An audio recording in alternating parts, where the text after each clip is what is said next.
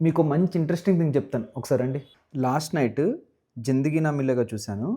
ఈరోజు నెట్‌ఫ్లిక్స్ వాడు నాకు సిమిలర్ మూవీ సజెస్ట్ చేశాడు. దీన్నే రికమెండేషన్ సిస్టమ్ అంటాం.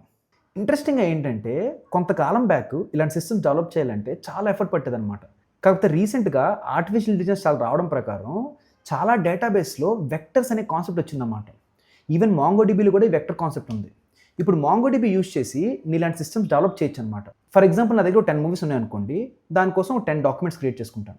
ప్రతి డాక్యుమెంట్‌లోని మూవీ నేమ్ ఏంటి, మూవీ స్టోరీ ఏంటి, మూవీ కాస్ట్ ఏంటి, ఇలా డిఫరెంట్ థింగ్స్ స్టోర్ చేసుకుంటాను. దాంతో పాటు వెక్టర్ అని ఇంకో వేరియబుల్ స్టోర్ చేసుకుంటాననమాట.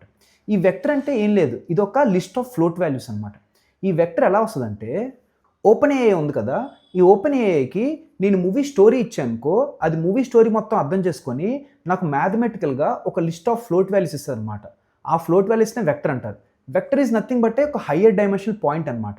ఫర్ ఎగ్జాంపుల్ 2 డైమెన్షన్‌లో ఒక పాయింట్‌ని 2డీ వెక్టర్ అంటాం. 3 డైమెన్షన్‌లో ఒక పాయింట్‌ని 3డీ వెక్టర్ అంటాం.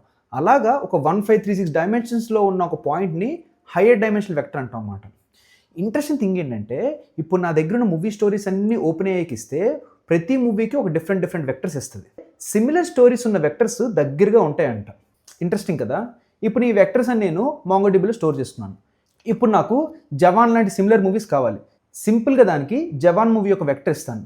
ఇప్పుడు మాంగోడిబి ఏం చేస్తది? నా వెక్టర్ తీసుకొని ఆ వెక్టర్‌కి దగ్గరలో ఉన్న వెక్టర్స్ అన్ని ఫిగర్ ఔట్ చేసి ఆ మూవీస్‌ని నాకు రిటర్న్ చేస్తదనమాట.